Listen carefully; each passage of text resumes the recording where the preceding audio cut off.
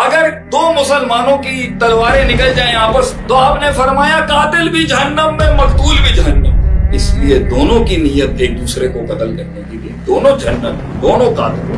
وہ حریص تھا، وہ نیت کر کے آیا تھا مارنے کی، اس کو اصل میں تقدیر غالب ہو گئی اور وہ مر گیا۔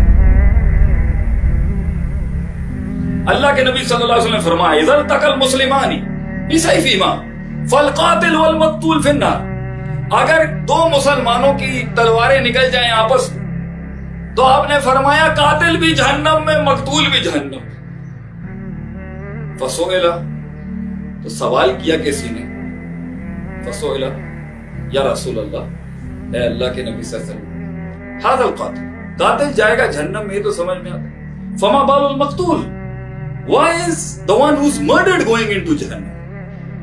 آپ نے فرمایا انه كان حريصا على قتل صاحبه، وہ حریص تھا، وہ نیت کر کے آیا تھا مارنے کی، اس کو اصل میں تقدیر غالب ہو گئی اور وہ مر گیا، اس لیے دونوں کی نیت ایک دوسرے کو قتل کرنے کی تھی، دونوں جہنم دونوں قاتل۔ فتویٰ دونوں پر ایک، اور اس سے ایک دلیل بھی بنتی ہے کہ اگر کوئی چور چوری کرنے جائے اور لاک نہ کھلے تو کیا اس پہ سارق کی حد لگے گی یا نہیں لگے گی ہاتھ کاٹنے کی؟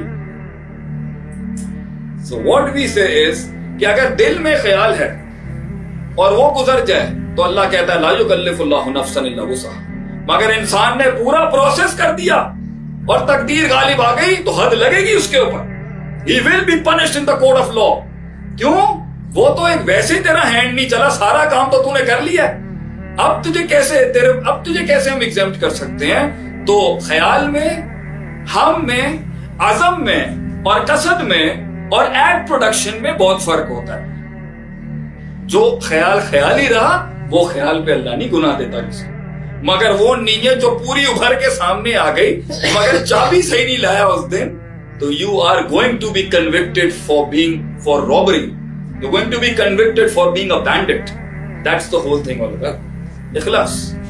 اگر یہ اخلاص نہیں ہے ہمارے اندر تو ہماری زندگیاں کبھی بھی اللہ کی بارگاہ میں قبول نہیں۔